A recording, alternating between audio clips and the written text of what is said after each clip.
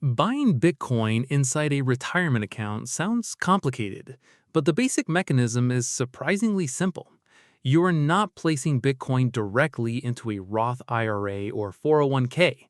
Instead, you may be able to purchase shares of a spot Bitcoin exchange traded product through the investment platform connected to the retirement account. The product holds Bitcoin through an institutional custody arrangement, while your account holds the publicly traded shares. This creates Bitcoin price exposure without requiring you to open a crypto exchange account, create a digital wallet, protect a seed phrase, or personally manage private keys. Inside a Roth IRA, the process may feel similar to buying a stock or traditional ETF through a brokerage account. Inside a 401k, the process is usually more restricted because the employer's plan controls which investments are available. That difference is important. A spot Bitcoin product may be legally available in the United States, but your specific retirement plan does not have to offer access to it. There's also a larger issue.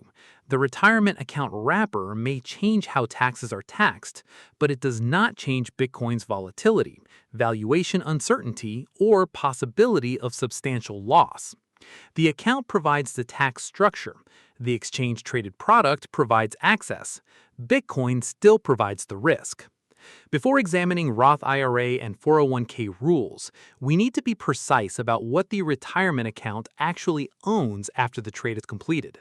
When you purchase a spot Bitcoin ETF inside a retirement account, the account owns shares of a financial product. It does not own Bitcoin in a personal wallet registered directly to you.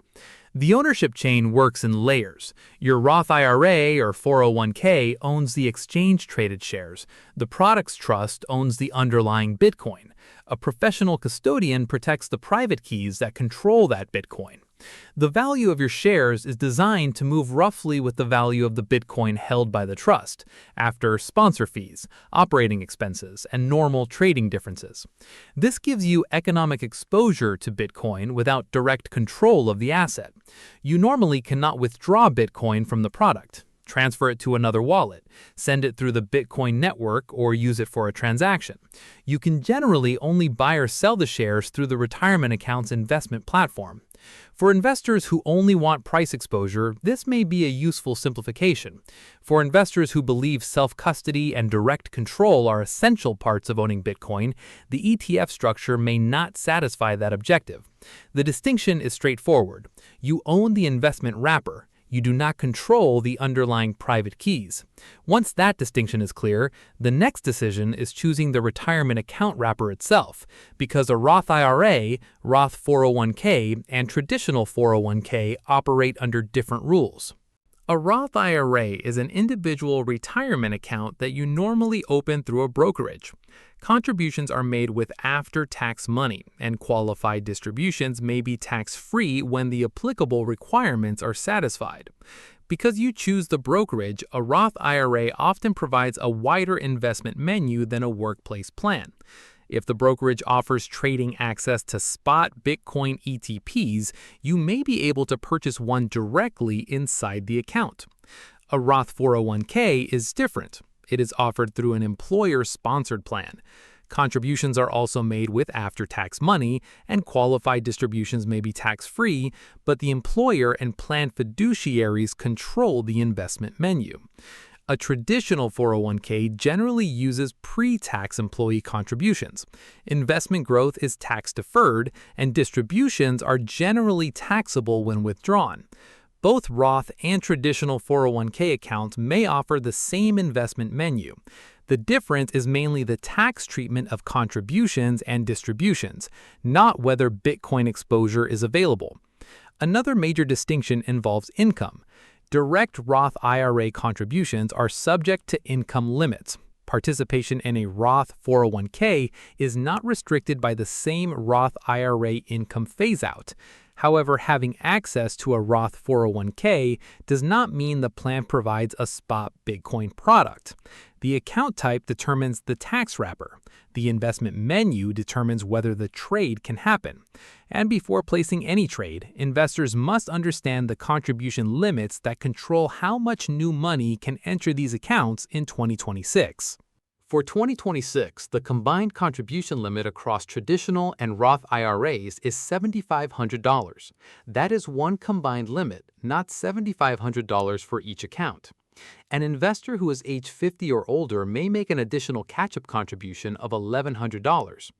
The employee elective deferral limit for a 401k is $24,500. In 2026, the general catch-up contribution for eligible participants age 50 or older is $8,000.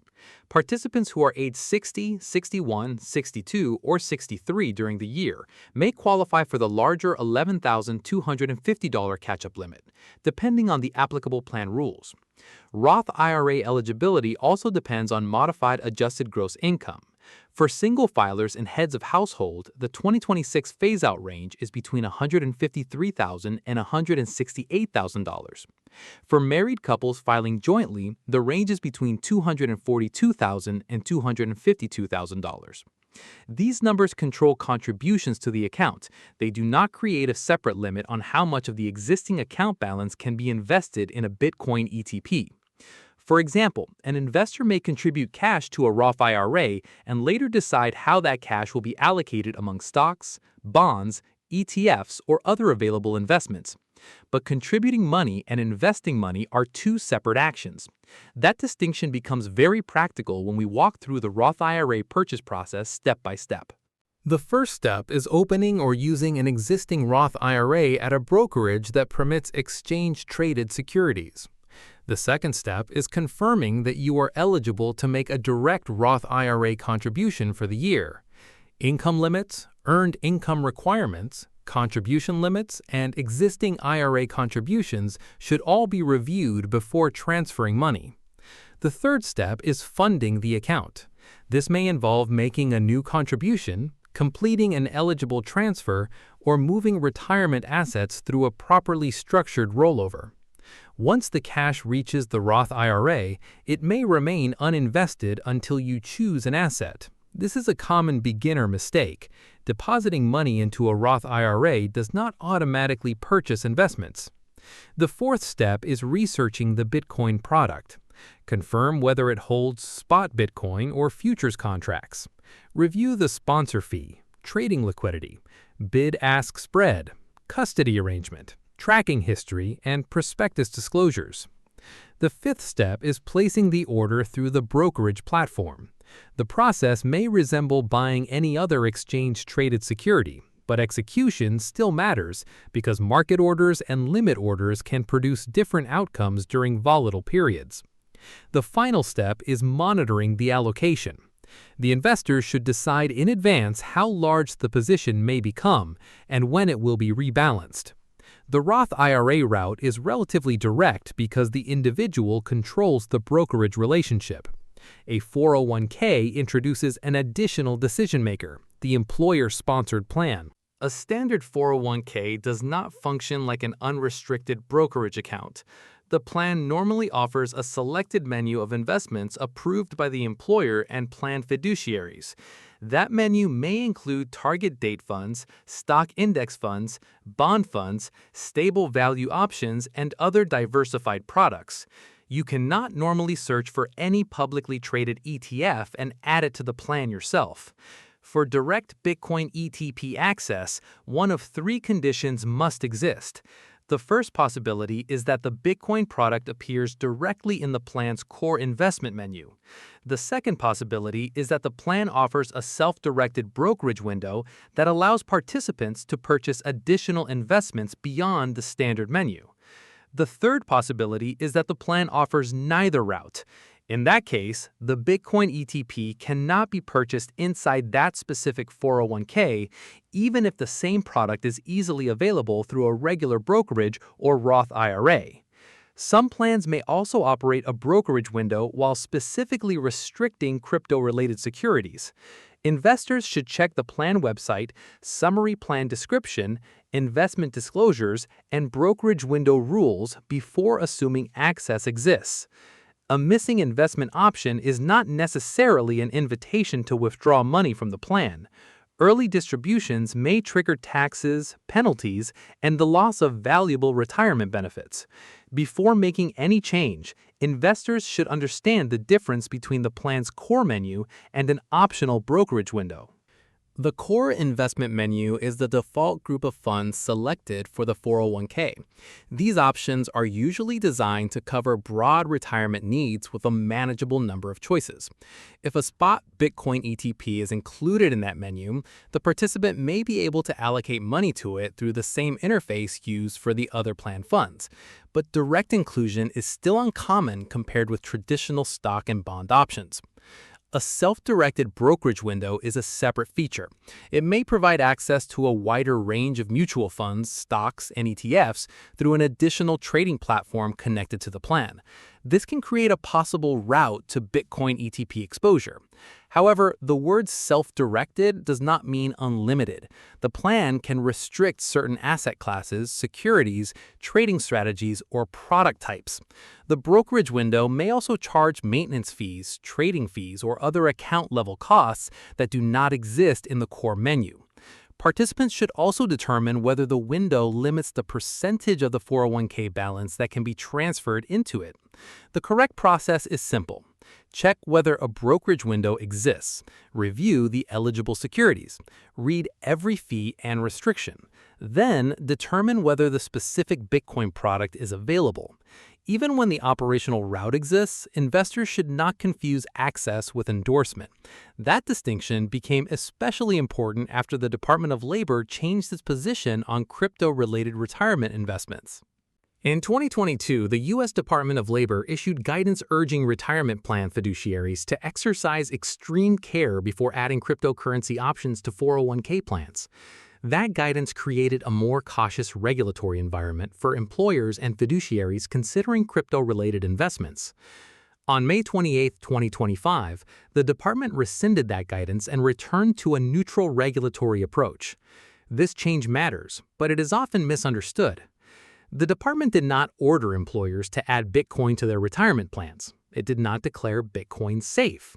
It did not guarantee that a Bitcoin ETP is appropriate for retirement savers. The agency removed the special crypto-specific warning and returned the decision to the normal fiduciary framework. Plan fiduciaries must still evaluate investments according to applicable duties, including prudence, diversification, costs, participant needs, and plan design. By 2026, Bitcoin-related products are not automatically prohibited simply because they involve crypto exposure. But every employer plan still decides which options will be offered. This creates three separate realities. A product may be legally permitted, a fiduciary may still decide not to offer it, and even when it is offered, the participant must decide whether it belongs in the portfolio. That final decision requires more than finding a ticker. It requires comparing the structure, cost, liquidity, custody, and tracking of the available products. Before we move into that comparison, this is the right point to support the channel's no-hype approach. If you prefer retirement investing without hype, price predictions, or claims that one asset will solve every financial problem, subscribe to Boring Money Wins. The goal here is to explain how the account, investment product, taxes, fees, and risks work together. A Roth IRA can provide powerful tax treatment. A 401k can provide payroll contributions, institutional pricing, and potentially valuable employer matching. A Bitcoin ETP can provide convenient exposure through a familiar financial platform, but none of those advantages automatically makes the final investment decision correct.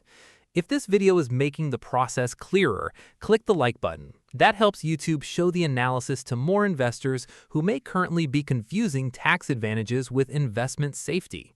The objective is not to make retirement investing complicated. It is to understand the important details before placing a volatile asset inside an account designed to fund decades of future expenses. Now that the account access rules are clear, we can compare the Bitcoin products themselves, because two products may hold similar underlying exposure while producing different investor experiences because of fees, spreads, liquidity, custody, and tracking. The first question is whether the product holds spot Bitcoin or uses futures contracts. For investors seeking relatively direct Bitcoin price exposure, that structural distinction is more important than the ticker symbol. The second factor is the sponsor fee. This is the recurring product expense that gradually reduces the investor's exposure over time. Lower fees are generally preferable when the products are otherwise similar, but the lowest sponsor fee does not automatically create the lowest total cost. The third factor is the bid-ask spread. A product with weak trading liquidity may cost more to enter or exit, even if its annual sponsor fee is slightly lower. The fourth factor is market depth and daily volume. Higher liquidity can improve execution, particularly when Bitcoin markets are volatile. The fifth factor is tracking difference. Investors should evaluate how closely the product has followed the value of its underlying Bitcoin exposure after expenses. The sixth factor is custody. Review which institution protects the private keys, how the prospectus describes storage procedures, and what operational risks remain. The final factor is portfolio fit. A technically efficient product can still be the wrong investment if the position size is inappropriate for the retirement plan. Inside a Roth account, fees and losses are not invisible. They permanently reduce the value available for future tax advantage compounding. And that leads directly to the biggest attraction and biggest misunderstanding of using a Roth account for Bitcoin exposure. The Roth structure can be extremely valuable when an investment appreciates over a long period. Contributions are made with after-tax money. Trading inside the account generally does not create a current personal tax bill, and qualified distributions may be tax-free when the legal requirements are satisfied. For an asset that produces substantial long-term gains, that tax treatment can be powerful. But the word tax-free can distort investor judgment. Tax-free gains only exist when gains occur. If a Bitcoin position loses a substantial portion of its value, the Roth IRA balance declines like any other investment account. The tax wrapper does not restore the lost capital. The investor also has limited annual contribution space. Money lost through a concentrated speculative position may be difficult or impossible to replace with additional contributions. Losses inside a Roth IRA also generally do not provide the same tax loss harvesting opportunities available in a taxable brokerage account. This creates an important asymmetry. The Roth account can shelter successful long-term growth, but it can also permanently shelter a bad investment decision from being useful anywhere else. The correct conclusion is not that Bitcoin should never be held in a Roth IRA, it is that the tax advantage should be evaluated after the investment risk, not before it. Many investors reverse that order and make several predictable mistakes. The first major mistake is ignoring an available employer match. An employer match can provide an immediate benefit that speculative Bitcoin appreciation cannot guarantee. Investors should understand the rules before directing attention towards optional satellite assets. The second mistake is over-allocating. Bitcoin's volatility means that even a relatively modest position can become a major driver of portfolio results. A position that begins small may grow rapidly during a strong market and quietly become a concentrated retirement bet. The third mistake is excessive trading. A tax advantage account removes some tax friction, but it does not make frequent speculation intelligent. Poor timing, spreads, emotional decisions, and repeated strategy changes can still damage the account. The fourth mistake is selling the diversified core portfolio to fund Bitcoin exposure. Replacing broad stock and bond exposure with one volatile asset changes the retirement plan at a structural level. The fifth mistake is assuming the Roth label makes the position safe. Tax treatment and investment risk are separate variables. A practical framework is to build the retirement foundation first, understand the employer match, maintain liquidity outside the retirement account, own diversified long-term assets, then evaluate whether a limited Bitcoin position serves a clear portfolio purpose. Once that foundation exists, the hardest question remains: how large should the Bitcoin position be? There is no universal percentage that is appropriate for every retirement investor. The correct position size depends on time horizon, risk tolerance, risk capacity, existing assets, retirement goals, and the investor's ability to remain disciplined during severe volatility. A small satellite position may create meaningful upside exposure while having a limited effect on the total plan. A larger allocation can materially influence returns, but it also increases the probability that Bitcoin will dominate the portfolio's volatility. At some point, the asset stops being a satellite position and becomes the retirement strategy. That line is different for each investor. A useful stress test is to imagine a sharp Bitcoin decline. Could you continue contributing to the retirement account? Could you avoid panic selling? Would the rest of the portfolio remain diversified? Would the planned retirement date remain realistic? Would the loss affect essential future spending? Position size should be selected based on those downside questions, not on an optimistic price target. Investors should also create a rebalancing rule before purchasing. For example, the position might be reviewed at fixed intervals or when it moves materially away from its intended allocation. The specific rule matters less than deciding in advance. Without a rule, rising prices can create accidental concentration, while falling prices can create emotional selling. With position sizing and rebalancing addressed, the entire decision can be reduced to a final 7-step checklist. Before buying Bitcoin exposure inside a retirement account, follow 7 steps. First, choose the account structure. Determine whether the investment will be held in a Roth IRA, Roth 401k, or traditional 401k. Second, confirm contribution eligibility and account rules. Third, check whether the investment is actually available through the brokerage or employer plan. Fourth, confirm whether the product holds spot Bitcoin or futures contracts.